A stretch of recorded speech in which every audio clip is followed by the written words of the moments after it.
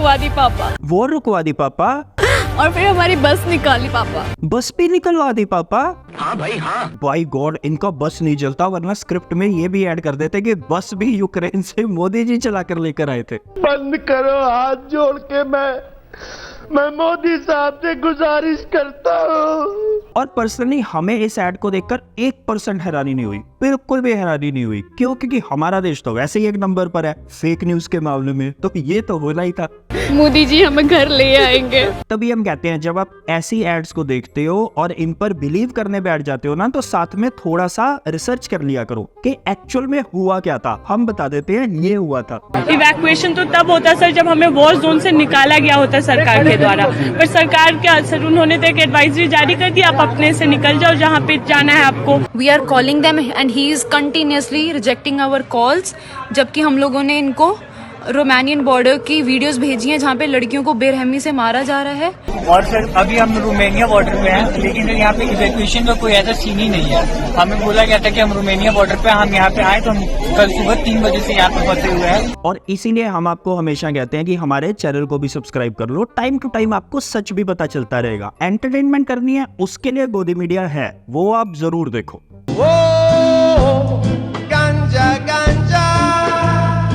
गोदी मीडिया से याद आया, आपको अब तक इस पर प्राइम टाइम में कोई भी डिबेट नहीं देखने को मिली होगी कि इतनी भारी बेइज्जती हुई है एसबीआई की सुप्रीम कोर्ट के आगे। हमसे तो सीरियसली और बर्दाश्त नहीं हो रहा। एसबीआई को जिस बुरी तरीके से लताड़ा है सुप्रीम कोर्ट ने, आपने फिल्मों में अक्सर देखा होगा कि जब विलेन जो होता है वो हीरोइन को मारने वाला होता है, उसी टाइम हीरो आता है, एंट्री लेता है और हीरोइन को बचाता है और विलेन को जबरदस्त तरीके से रगड़ता है। बस hold this thought, close your eyes and just imagine कि जो हीरोइन है वो कौन है? डेमोक्रेसी। एसबीआई कौन है? विलेन। और हीरो कौन है? बिल्कुल आपने मेरे दिल की बात बता दी। नहीं, बिल्कुल नहीं मोदी जी।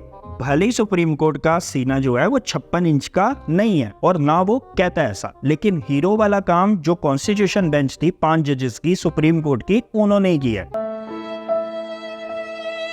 कोई बात नहीं मोदी जी, आप फिक्र मत करो, और बहुत मुद्दे हैं देश के अंदर। आप नेक्स्ट टाइम किसी और मुद्दे में हीरो बन जाना। वैसे बनना ही चाहते हो तो एक मुद्दा हम आपको बता देते हैं, मणिपुर का। This is my humble request Modi ji, हिंसा हो रहा है मणिपुर में, ऑलमोस्ट 1 ईयर हो गया। एनीवे, सुप्रीम कोर्ट ने आज एसबीआई को कोर्ट में जो जबरदस्त तरीके से धोया। कड़े शब्दों में सुप्रीम कोर्ट ने एसबीआई को बोल दिया, कागज तो दिखाना ही पड़ेगा, प्यार से दिखा दो, वरना अगर हम अपनी पर उतर आए तो बेटा सूद दिए जाओगे, हम घर में घुस के मारेंगे। आज इसी के ऊपर बात करते हैं, क्योंकि जो एड हमने आपको स्टार्टिंग में दिखाई थी वो एड बिल्कुल फेक है, वो एक प्रोपेगेंडा है। लेकिन जो अब हम आपको बताने वाले हैं वो एक्चुअल न्यूज है, वो रियल न्यूज है। और हम भी फकीर, आप भी फकीर, और हम फकीर हमेशा फैक्ट्स के ऊपर ही बात करते हैं।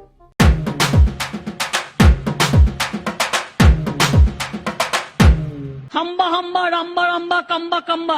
सुप्रीम कोर्ट ने एसबीआई को सीधा सीधा बोल दिया, कोई एक्सटेंशन नहीं मिलेगी, चुपचाप बिना आवाज किए 12 मार्च की शाम तक सारा डाटा, सारी डिटेल इलेक्टोरल बॉन्ड्स के ऊपर वो इलेक्शन कमीशन को सौंप देना।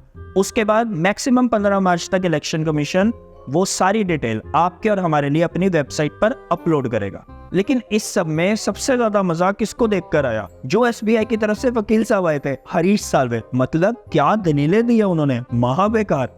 I by mistake I put his number as purchasing bond number Y. Now X may have gone to political party A, Y may have gone to political party B. Why will that happen, Mr. Salve? Because I'll tell you why. Because they haven't kept the number one bank in the country.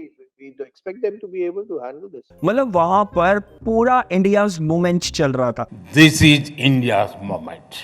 ऐसा ही एक movement हम आपको बताते हैं। उनका main point ये था कि हमें डिटेल देने में कोई दिक्कत नहीं है, जो अलग अलग इंफॉर्मेशन अवेलेबल है वो तो हम इजीली दे सकते हैं, लेकिन उनको मैच करने में उसके लिए हमें टाइम चाहिए। उसके ऊपर सुप्रीम कोर्ट ने क्या कहा? अबे साले, मैंने कहा कब मैच करने के लिए? फिर साल्वे जी ने सुप्रीम कोर्ट को कहा, नहीं my lord, we assumed. Supreme court ने उसके ऊपर बोला, एजम्पशंस पे मत जाओ, ज्यादा अपना दिमाग मत लगाओ, जो ऑर्डर में लिखा हुआ है ना बस उतना ही पढ़ लो, तुम पढ़े लिखे हो। और तो सुप्रीम कोर्ट ने एसबीआई को इस बात पर भी घेर लिया कि भैया हमने 15 फरवरी का ये ऑर्डर निकाला हुआ है, इतने दिन हो गए हैं, अब तक क्या किया वो बताओ। अब यहाँ पर एसबीआई फंस गया, बस कह नहीं पाया कि माय लॉर्ड वैसे भी हम तो फ्री की सैलरी उठाते हैं। बात तो सही है। बाकी एसबीआई की जो जस्टिफिकेशंस थी वो एग्जैक्टली यही बता रही थी। मतलब ऑल इन ऑल देखा जाए तो सुप्रीम कोर्ट ने जबरदस्त धोया। एक टाइम पर तो लिटरली एसबीआई की बिल्कुल ऐसी हालत थी। मैं लुट गया मान के।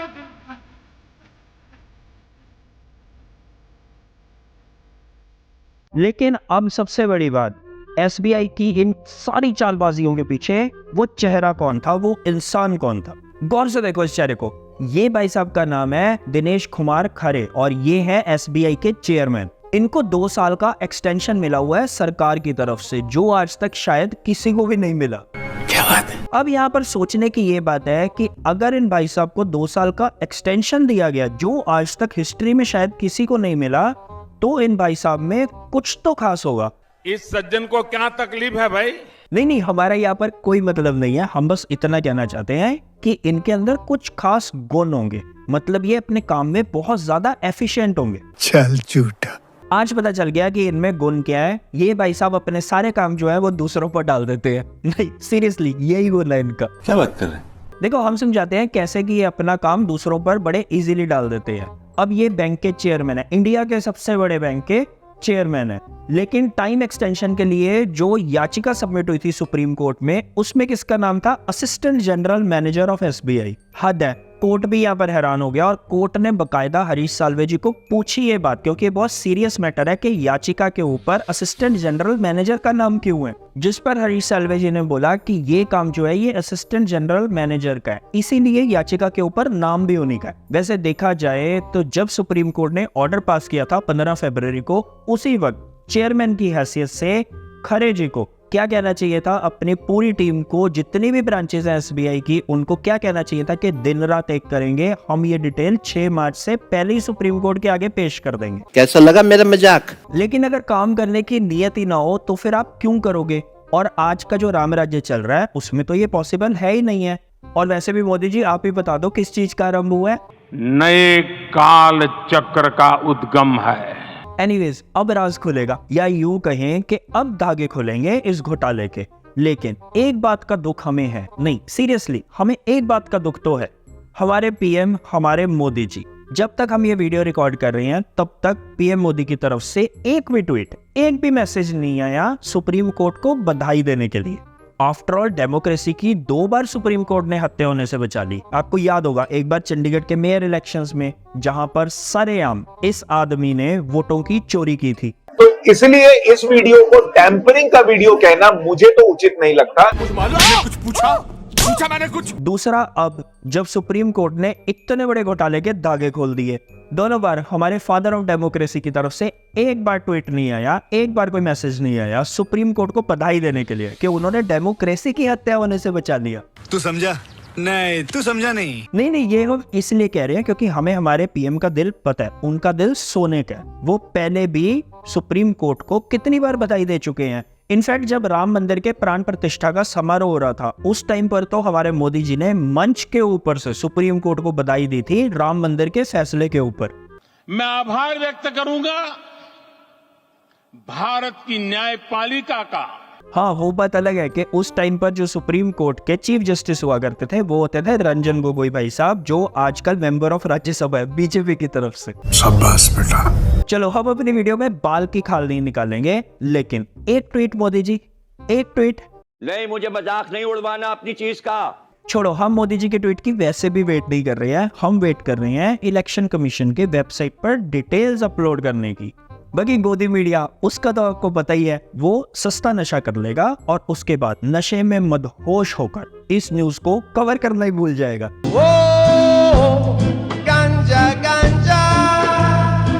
वैसे भी आजकल वो बिजी चल रहा है, उसके पास बहुत काम है करने के लिए। 2024 के इलेक्शंस जो आ रहे हैं, अब इतनी चीजें हैं करने के लिए। मोदी का परिवार, अब की बार 400 पार, ये सारी बातें आपके दिमाग में ठूस ठूस कर भर देंगे। जिम्मेवारी किसकी है? गोदी मीडिया की। नो माय डियर फ्रेंड, मैं तुम्हें भड़वा कहता हूँ, दलाल कहता हूँ, और बताओ। बाकी आप फिक्र मत करो, आप गोदी मीडिया देखो, बिल्कुल देखो, एंजॉयमेंट के लिए तो बिल्कुल देखो। बाकी अगर कभी मन में इच्छा उठे सच को देखने की तो हमें देख लिया करो, या हमारी जैसे और भी चैनल्स है उनको देख लिया करो यूट्यूब के ऊपर, ताकि अगली बार जब आप वोट देने जाओ इस लोकसभा इलेक्शंस में, तो अपना वोट आप बेकार मत करो, अपना वोट एक्चुअल मुद्दों पर दो, फेक चीजों पर अपना वोट वेस्ट मत करो।